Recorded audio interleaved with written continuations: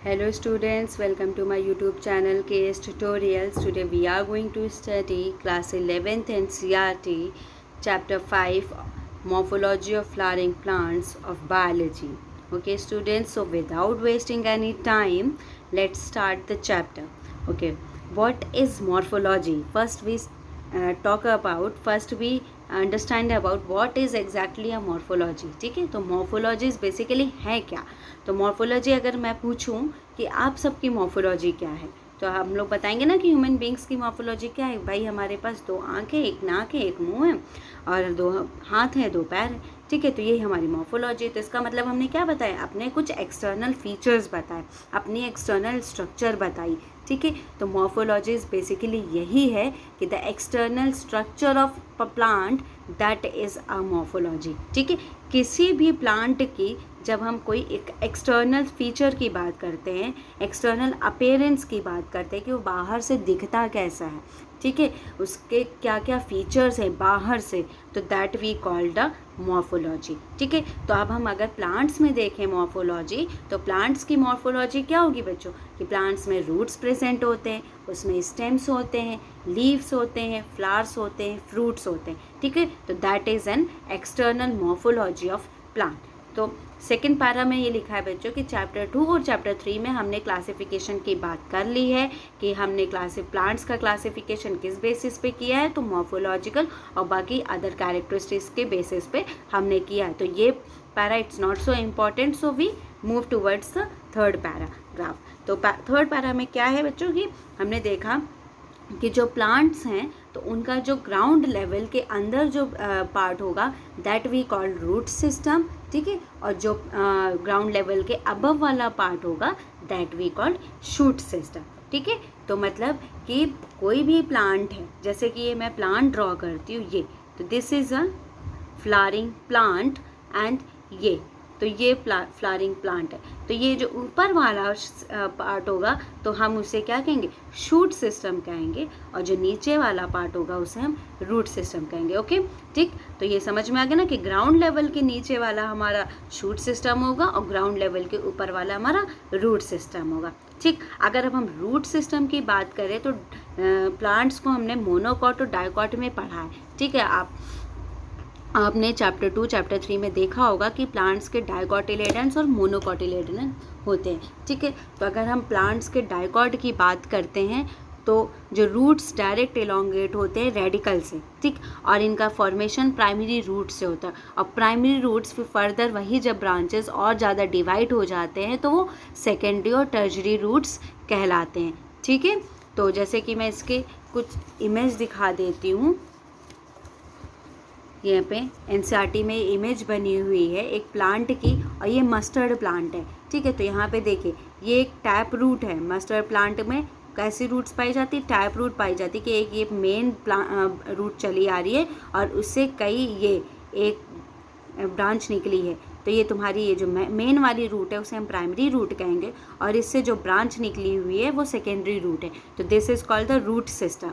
ठीक है, इसे हम क्या कहेंगे, रूट सिस्टम कहेंगे. ठीक है, और उसके बाद इसके अबव वाला पार्ट देख रहे होंगे, ये स्टेम है, इसे बड है, ये स्टेम में नोड और इंटरनोड्स मिलते हैं, हमें लीव्स मिलते हैं. ठीक है, फ्रूट्स हैं, फ्लावर्स हैं. तो ये सारे फीचर्स किसके होंगे, शूट सिस्टम के होंगे. और ये प्लांट किसका है, ये एक मस्टर्ड प्लांट है जिसका एग्जांपल दिया हुआ है. और मस्टर्ड प्लांट कैसा है, डाइकॉट प्लांट है, और इसकी रूट सिस्टम कैसे, टैप रूट सिस्टम है. ठीक है, और अगर हम फाइब्रस रूट सिस्टम की बात करते हैं तो फाइब्रस हमें ज़्यादातर मोनोकॉटिलेडन्स प्लांट्स में मिलते हैं, जैसे कि वीट प्लांट में.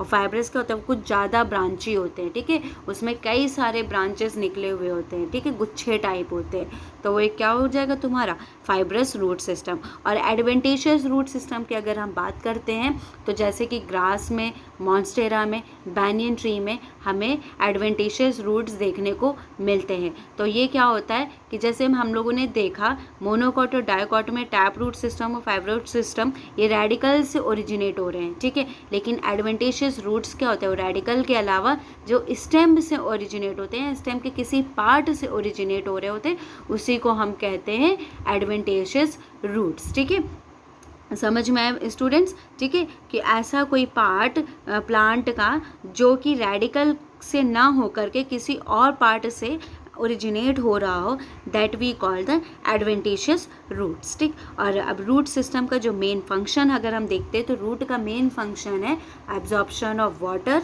minerals from the soil, providing a proper anchorage to the plant parts, storing reserve food material and synthesis of the plant growth regulators। ठीक है, तो ये कुछ मेन फंक्शंस हैं रूट सिस्टम के कि वाटर का एब्जॉर्प्शन होना करना, मिनरल्स का एब्जॉर्प्शन करना, किससे, सॉइल से। ठीक है, प्लांट पार्ट को प्रॉपर सपोर्ट प्रोवाइड करना, फूड मटेरियल को स्टोर करना। ठीक है, प्लांट ग्रोथ रेगुलेटर को सिंथेसाइज करना। तो these are the main functions of the root system। अब स्टूडेंट एक इम्पॉर्टेंट पार्ट यहाँ पे याद कर लेना कि नोड्स एंड इंटरनोड्स। ठीक है, nodes and internodes we find in only a stem. Okay, तो मतलब कि in roots we don't have node and internode. Node and internode is a part of the stem. ठीक है, तो हमने देखा ना कि नोड और इंटरनोड ये सिर्फ स्टेम का ही पार्ट है, रूट्स में हमें नोड और इंटरनोड देखने को नहीं मिलते। अब यहाँ पे मैं कुछ फिगर्स दिखा देती हूँ, एनसीईआरटी बुक में बनी हुई हैं। ये जो सिंपल एक प्राइमरी रूट चली आ रही है, मेन रूट, और इससे थोड़े थोड़े लेटरल्स निकले हुए हैं। तो ये टैप रूट का एग्जाम्पल है जो हमने अभी मस्टर्ड सीड में देखा था। और ये जो गुच्छेदार ब्रांचेस निकली हुई हैं कई सारी, वो कैसी हैं, वो फाइब्रस रूट का एग्जाम्पल है। ठीक है, और ये एडवेंटिशियस रूट जो कि रेडिकल से नहीं निकली हैं, ये किसी भी रूट के किसी और पार्ट से, स्टेम के पार्ट से जो निकलने लगती है, that way is called adventitious roots. तो हमने देखा कि फाइब्रस रूट्स ज़्यादातर वीट्स में हमें देखने को मिलती हैं। वीट में टैप रूट सिस्टम हमने मस्टर्ड में देखा, और एडवेंटिशियस रूट्स हमें बैनियन ट्री, मॉन्स्टेरा और ग्रास जैसे ट्रीज में देखने को मिलती है। ठीक है, आई होप इतना क्लियर हो गया होगा। रीजन्स ऑफ द रूट की अगर हम बात करते हैं तो ये this is a diagram of the root tip. ठीक है, तो यहाँ पे सबसे पहले हम बात करते हैं इस रूट कैप की। तो रूट कैप कैसा है, sorry, root cap is a thumb like, is a thimble like structure. तो thimble like is students, thimble like is means thumb like structure. ठीक है, ये दिस इज़ अ थंब, तो ये थंब लाइक स्ट्रक्चर होता है। ठीक, रूट कैप, तो root cap is basically a thumb like structure. ठीक, जो कि जब ये रूट बढ़ने लगता है, इलोंगेट होने लगता है, तो उसको ये क्या करता है, एक प्रोटेक्शन प्रोवाइड करने लगता है। ठीक है, आप यहाँ पे देखते हैं रीजन ऑफ मेरिस्मेटिक एक्टिविटी। तो रीजन ऑफ मेरिस्मेटिक एक्टिविटी में बस इतना जान लीजिए कि ये क्या करता है, ये ग्रोथ करता है। ठीक है, यहाँ पे हमें ग्रोथ देखने को मिलती है। ठीक, अब रीजन ऑफ इलोंगेशन की अगर हम बात करते हैं तो यहाँ पे जो सेल्स होते हैं बहुत छोटे छोटे होते हैं, और इनकी जो वॉल होती है वो पतली होती है, थिन वॉल्ड होती है, और इनका जो प्रॉक्सिमल प्रोटोप्लाज्म होता है वो डेंस प्रोटोप्लाज्म होता है। तो जिसकी वजह से जो सेल्स होती हैं वो बहुत तेज़ी से डिवाइड करती हैं। ठीक है, और जब ये डिवाइड करेंगी तो ये क्या करेगा, ये इतना बट इलोंगेट करेगा, बढ़ेगा। तो इस रीजन को हम रीजन ऑफ इलोंगेशन कहते हैं। ठीक है, अब रीजन ऑफ मैच्योरेशन की बात करें तो ये भी ग्रेजुअली डिफ्रेंशिएट करता है सेल्स को। ठीक है, सेल्स को डिवाइड करता है और मैच्योर करता है और ज़्यादा। ठीक है, तो ये क्या करता है इस रीजन को, मतलब इस रीजन को ये और ज़्यादा इलोंगेट करता है। ठीक है, अब यहाँ पे हम देख रहे हैं कुछ रूट हेयर्स प्रेजेंट है।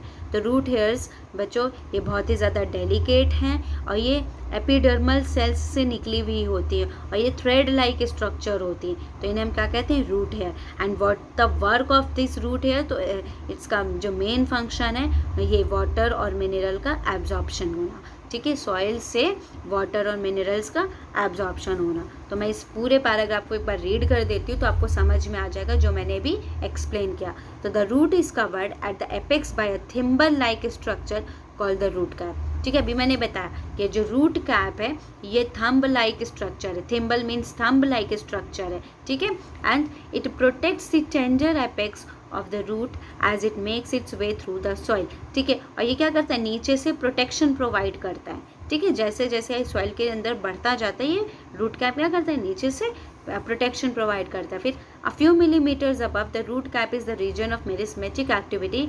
The cells of these regions are very small thin walled and with dense protoplasm. They divide repeatedly. The cells proximal to the region undergo rapid elongation and enlargement and are responsible for the growth of the root in length and this region is called the root of elongation. ठीक है, तो हमने क्या देखा, just root cap के ऊपर हमने meristematic activity देखी और ये भी ग्रोथ में काम करता है, और जस्ट उसके ऊपर हमने देखा इलोंगेशन रीजन देखा। तो ये जो इस रीजन में हमने क्या देखी कि ये बहुत ज़्यादा इलोंगेशन, मतलब इसकी जो वॉल है बहुत ज़्यादा पतली है, थिन वॉल्ड है, प्रोटोप्लाज्म डेंस हैं, और यहाँ की जो सेल्स होती हैं वो बहुत तेज़ी से डिवाइड करती हैं क्योंकि सेल्स इनकी छोटी होती हैं।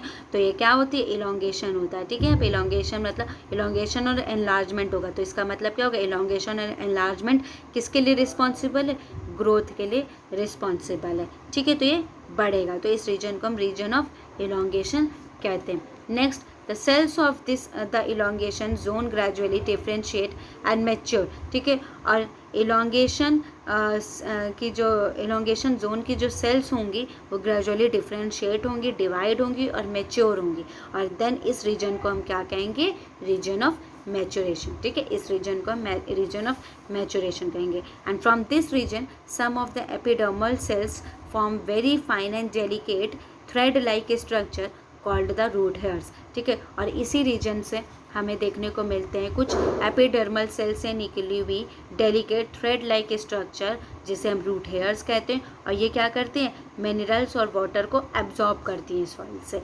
ठीक है स्टूडेंट्स, तो आई होप ये जो रूट टिप का जो रीजन है सारे आपको समझ में आ गया होगा। ठीक है, और स्टूडेंट्स बिल्कुल भी टेंशन मत लीजिए, मैं इस बायोलॉजी चैप्टर के चैप्टर 5 के या सारे चैप्टर्स के मैं शॉर्ट नोट्स भी आप सबको प्रोवाइड कर दूंगी अच्छे से। तो ये जो सीरीज़ मैंने क्लास 11th और 12th की बायोलॉजी की चलाई है, मैं 11th की भी पूरी बायोलॉजी पढ़ाऊँगी और 12th की भी पूरी बायोलॉजी पढ़ाऊँगी। चैप्टर 1 से लेके जितने भी पूरे चैप्टर होंगे आपके सारे चैप्टर्स मैं कवर अप करने वाली हूँ, और साथ में मैं आपको शॉर्ट नोट्स भी प्रोवाइड करूँगी। ठीक है, तो ये जो बच्चे क्लास 11th में हैं तो उनके लिए भी बेनिफिट होगा, और साथ साथ जो बच्चे नीट की प्रिपरेशन कर रहे हैं उनके लिए भी बहुत ज़्यादा बेनिफिशियल होने वाला है। ठीक है, तो आपको इधर उधर भागने की ज़रूरत नहीं है, एक ही जगह आपको सारा कंटेंट मिल जाएगा, मैं आपको सारे कंटेंट प्रोवाइड कर दूँगी। ठीक है, तो अब हम बात करते हैं मॉडिफिकेशन ऑफ रूट्स की।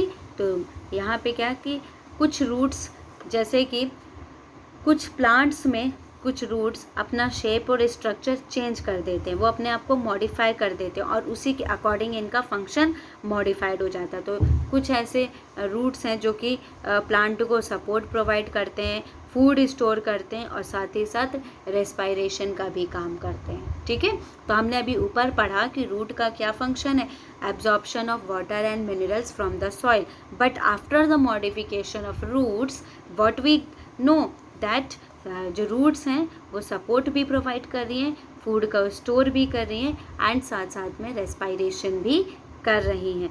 ठीक है, तो as we see in carrot और in turnip we find tap roots. ठीक है, तो कैरेट और टर्निप में हम टैप रूट्स को देखते हैं। ठीक, और स्वीट पोटैटो में एडवेंटिशियस रूट्स को देखते हैं। तो ये क्या करते हैं, जो स्वीट पोटैटो में एडवेंटिशियस रूट्स होते हैं स्वेलअप हो जाते हैं और इसमें क्या होता है, फूड स्टोर होता है। ठीक, अब प्रॉप रूट्स क्या होते हैं, तो prop roots basically banyan tree में पाए जाते हैं और ये क्या करते हैं, इनको सपोर्ट करते हैं। ये सपोर्ट सिस्टम का एग्जांपल है प्रॉप रूट्स। जैसे कि यहाँ पे एग्जांपल ये इमेज दी हुई, ये देखिए, ये जो रूट्स निकल कर आ रही है, तो ये प्रॉप रूट्स ये क्या करते हैं, ट्रीज़ को सपोर्ट करती हैं। ठीक है, स्टिल्ट रूट्स क्या होती हैं बेसिकली, तो स्टिल्ट रूट्स बच्चों स्टेम के लोअर नोड से जो रूट्स फॉर्म होती हैं और मेज और शुगर केन स्टेम्स को क्या करती हैं, सपोर्ट प्रोवाइड करती हैं।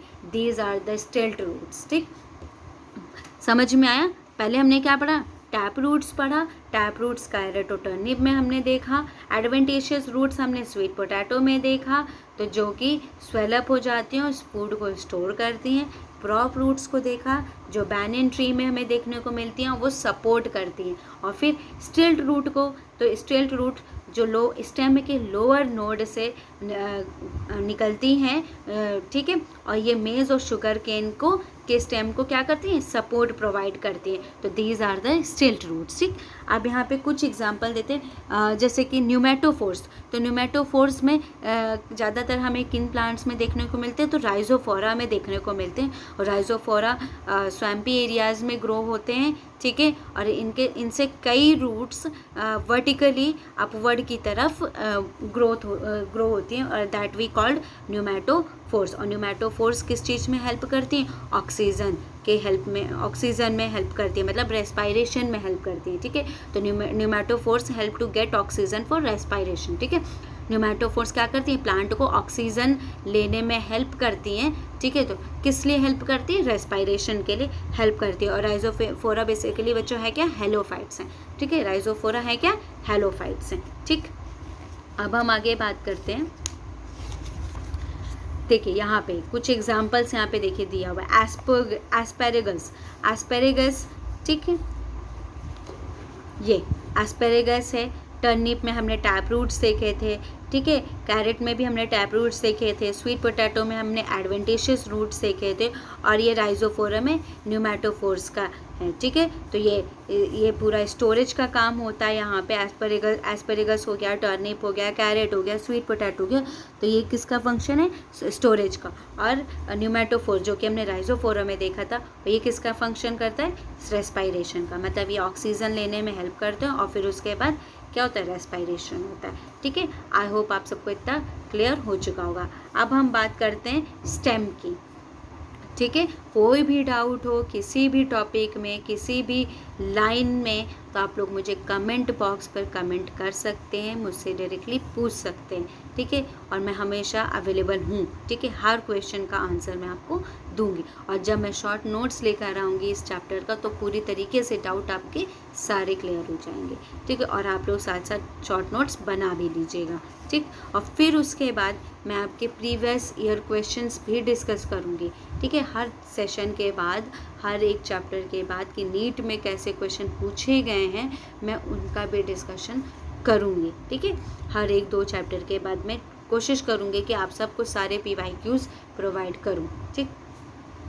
तो स्टेम में अगर बात करते हैं, तो what are the features that distinguish a stem from a root. ऐसे क्या फीचर्स हैं कि हम स्टेम को रूट से अलग कहते हैं, ठीक है। तो स्टेम में ऐसे क्या फीचर्स हमें देखने को मिलते हैं, तो the stem is the ascending part of the axis bearing branches, leaves, flowers and fruits. It develops from the plumule of the embryo of a germinating seeds and the stems bear nodes and internodes, ठीक है। हमने देखा कि अच्छा, अभी हमने roots में क्या देखा था, क्या रूट्स में हमें कहीं फ्लावर दिखे, कहीं हमें फ्रूट दिखे, नहीं। तो मतलब रूट अलग हो गया और शूट अलग हो गया। शूट में मतलब हम क्या देखते हैं, स्टेम में, शूट में हमें देखने को मिला था, स्टेम देखने को मिला था, नोड्स और इंटरनोड्स स्टेम में मिले थे। साथ साथ हमने शूट सिस्टम में देखा था कि लीव्स भी हैं, फ्रूट्स भी हैं, फ्लावर्स भी हैं, ठीक है। तो वो पूरा क्या हो गया, स्टेम हो गया। तो स्टेम में ही हमें फ्लावर्स, फ्रूट्स और ब्रांचेस, लीव्स, ये सब देखने को मिलते हैं, ठीक है। जैसे समझो ये कोई जर्मिनेटिंग प्लांट है, ये जर्मिनेटिंग प्लांट है और इसका ये प्ल्यूमूल निकला हुआ है, और यही आगे चल के क्या ग्रो करता है, शूट, और ये नीचे वाला रूट, ठीक है। तो ये इसी को हम कहते हैं प्ल्यूमूल, इसी को क्या कहेंगे, प्ल्यूमूल, ठीक है। ये प्ल्यूमूल होगा, ठीक। तो स्टेम में हमने देखा कि नोड्स और इंटरनोड्स होते हैं, ठीक। तो फिर the region of the stem where leaves are born are called the nodes while internodes are the portion between two nodes, ठीक है। तो nodes हम किसे कहते हैं, जहाँ से लीव्स निकलती हैं। जैसे कि ये मैंने स्टेम बनाया और इधर से लीव ग्रो हो रही है, लीव बनी, तो ये क्या हो जाएगा, तुम्हारा नोड हो जाएगा। और फिर एक लीव इधर से बनी, एक लीव इधर से बनी, तो इन दोनों के बीच के एरिया को हम क्या कहेंगे, इंटरनोड, ठीक है। तो इन दोनों के बीच के, 2 नोड के बीच को हम क्या कहेंगे, इंटरनोड। और इस वाले रीजन को हम क्या कहेंगे, जहाँ से लीव बॉर्न हो रही है या लीव निकल रही है, उसे हम कहेंगे नोड्स, ठीक है। उसे हम क्या कहेंगे, नोड्स, ठीक। अब आगे देखते हैं। Stem is generally green when young and later often become woody and dark brown। तो ठीक है, स्टेम को हम देखते हैं, जब आप लोगों ने भी अपने गार्डन में कुछ प्लांट्स वगैरह लगाए होंगे तो वो जो स्टेम है अभी वो ग्रीन दिख रही होगी, लेकिन जब धीरे धीरे वही प्लांट जब और बड़ा होता जाएगा, ओल्ड होता जाएगा, तो वही स्टेम वुडी और डार्क ब्राउन कलर की दिखने लगती है। ठीक है, अब the main function of the stem is spreading out branches bearing leaves, flowers and fruits. ठीक है, तो जो मेन फंक्शन होता है ब्रांचेस का या स्टेम का, जो मेन फंक्शन हम देखते हैं स्टेम्स का, तो इसमें क्या है कि ब्रांचेस कई सारी निकलती हैं और उन्हीं ब्रांचेस में कई सारी लीव्स निकलती हैं, फ्लावर्स निकलते हैं और फ्रूट्स निकलते हैं। ठीक है, तो इसका जो काम क्या होता है, it conducts water, minerals and photosynthates and some stems perform the function of storage of food, support, protection and of vegetative propagation। ठीक है, that is stalking, मतलब कि स्टेम क्या करती हैं, वाटर, मिनरल्स और फोटोसिंथेसिस का कंडक्शन करती है। ठीक है, हमने पढ़ा है जाइलम और फ्लोएम। ठीक है, जो ये वैस्कुलर बंडल्स हैं, तो हमने ये पढ़ रखा है 10th में भी कि जाइलम और फ्लोएम क्या करते हैं, स्टेम्स में प्रेजेंट होते हैं और ये फूड और वाटर का कंडक्शन करते हैं। ठीक है, साथ साथ मिनरल्स का भी कंडक्शन ये करते हैं। और कुछ स्टेम्स क्या करते हैं, फूड को स्टोर भी करते हैं, कुछ स्टेम सपोर्ट भी प्रोवाइड करते हैं, ट्रीज़ को प्रोटेक्ट करते हैं, और कुछ स्टेम से हम वेजिटेटिव प्रोपेगेशन भी करते हैं। आप लोगों ने भी बहुत किया होगा वेजिटेटिव प्रोपेगेशन, मतलब स्टेम को काट काट के लगा दिया होगा। जैसे कि रोज़ में हम वेजिटेटिव प्रोपेगेशन कर सकते हैं। अगर हमने, जैसे हमें अपने घर में कोई रोज़ का प्लांट ग्रो करवाना है, तो अगर हमारे नेबर के घर में हमने देखा कि रोज़ लगा है, तो वहाँ की उनसे कुछ मांगने की ज़रूरत नहीं है, बस खाली उनकी स्टेम कट करके अपने गार्डन में लगा दीजिए और फिर वो देखिए धीरे धीरे ग्रो कर जाएगी। And that we called vegetative propagation, that is stalking. ठीक है स्टूडेंट, आई होप इतना क्लियर हो गया होगा। अब हम बात करते हैं मॉडिफिकेशन ऑफ स्टेम्स की। ठीक, तो the stem may not always be typically like what they are expected to be. They are modified to perform different functions. Underground stems of potato, ginger, turmeric, zameen-kan, colocasia are modified to store food in them. They also act as organs of perennation to tide over the conditions unfavorable for growth. बच्चों, हम लोग बचपन में, अगर जैसे आप लोगों से कुछ पूछा जाता था क्वेश्चन, ये 5th-6th क्लास में आता है स्टूडेंट्स, ठीक है, कि पोटैटो है क्या, रूट है कि स्टेम है, ठीक है, वेजिटेबल है कि क्या है। ठीक है, आप लोगों से पूछ लिया जाता है कि जिंजर क्या है, रूट है कि स्टेम है, और बच्चे बहुत ज़्यादा कंफ्यूज होते थे इन सब चीज़ों में कि भाई पोटैटो आखिर हम तो वेजिटेबल के तौर पे खाते हैं, अब इसको रूट और स्टेम कैसे हम मान सकते हैं। जिंजर, अब जिंजर रूट है कि स्टेम कैसे पता चलेगा। ठीक है, तो लेकिन अब आपको, जब आपने 6th-7th में पढ़ लिया होगा कि पोटैटो बेसिकली क्या है, स्टेम है, जिंजर स्टेम है, ज़मीन का स्टेम है, कोलोकेशिया स्टेम है, ये सब क्या है, स्टेम्स हैं। मतलब देखो कैसे हमने ये एक्सपेक्ट भी नहीं किया होगा कि हम एक स्टेम को खाएंगे। ठीक है, तो ये मॉडिफिकेशन ही तो है। हाँ, यहाँ पे स्टेम्स का क्या हो रहा है, मॉडिफिकेशन हो रहा है, इनके फंक्शंस को हम क्या करें, मॉडिफाई कर रहे हैं। ठीक है, तो ये जितने भी अंडरग्राउंड हमने देखे हैं स्टेम्स, जैसे कि पोटैटो, जिंजर, टर्मरिक, ज़मीन कंड और कोलोकेशिया, ये सब क्या है, स्टेम्स हैं। ये क्या है, अंडरग्राउंड में फूड को स्टोर करते हैं। अब यहाँ पे लिखा है act as organs of perennation, मतलब and to tide over conditions unfavourable for growth, मतलब ये सालों साल तक रहते हैं। अगर चाहे जितनी बाढ़ आ जाए, चाहे आंधी आ जाए, चाहे तूफान हो जाए, कुछ भी इनको फ़र्क नहीं पड़ेगा। ये अंडरग्राउंड एज इट इज़ हमें मिलेंगे, जैसे हमने इनको लगाया था, जैसे हम खाते हैं आलू को, तो ये क्या होगा, इनमें कोई भी मतलब प्रॉब्लम हमें देखने को नहीं मिलेगी, चाहे बहुत ज़्यादा गर्मी हो, चाहे बहुत ज़्यादा ठंडी हो, मतलब हमने चाहे जब इनको लगाते हैं ये ग्रो कर जाएंगे। ठीक है, इन पे कोई भी कंडीशंस, क्लाइमेटिक कंडीशन पे ज़्यादा असर नहीं पड़ता है। ठीक है, ये किसी भी अनफेवरेबल कंडीशन में इनको ग्रो करो, ये ग्रो कर जाएंगे। ठीक, फिर some tendrils which develop from auxiliary buds are slender and spirally coiled and help plants to climb, such as in grounds, that is cucumber, pumpkins, watermelon and grapevines। ठीक है, तो हम क्या करते हैं, स्टेम की जो कुछ टेंड्रिल्स होती हैं, ठीक है, तो हम उनको क्या करते हैं, अपने वॉल्स में, पिलर्स में लगा देते हैं। ठीक है, और वो कॉइल अप करके बढ़ते चले जाते हैं। तो यहाँ कुछ एग्जांपल्स हैं, जैसे कि कुकुम्बर हो गए, पम्पकिन्स होंगे, वाटरमेलन्स हो गए और ग्रेप वाइन्स के, ठीक है। इनकी स्टेम के टेंड्रिल्स को जो एक्सिलरी बड्स होती हैं उनसे ग्रो होते हैं, डेवलप होती हैं। ये कैसी शेप की होती है? स्लेंडर होती हैं, स्पायरली कॉइल्ड होती हैं। और ये स्पायरली कॉइल्ड किस चीज़ में हेल्प करती हैं? ये क्लाइंब करने में हेल्प करती हैं। आप इनको चाहे जैसे ज़मीन से किसी भी वॉल के सहारे लगा दो, ये धीरे धीरे ऊपर तक चढ़ती चली जाएंगी, ठीक है। और एक इसमें है कुकुम्बर, पम्पकिन्स, वाटरमेलन्स और ग्रेप वाइन्स, ठीक। फिर axillary buds of stems may also get modified into woody, straight and pointed thorns, ठीक है। अब यही एक्सिलरी बर्ड्स जो होती हैं स्टेम की, ये और ज़्यादा मॉडिफाइड होके वुडी हो जाती हैं, स्ट्रेट हो जाती हैं और पॉइंटेड हो जाती हैं, जिन्हें हम थॉर्न्स कहते हैं। और ये किन में पाई जाती हैं?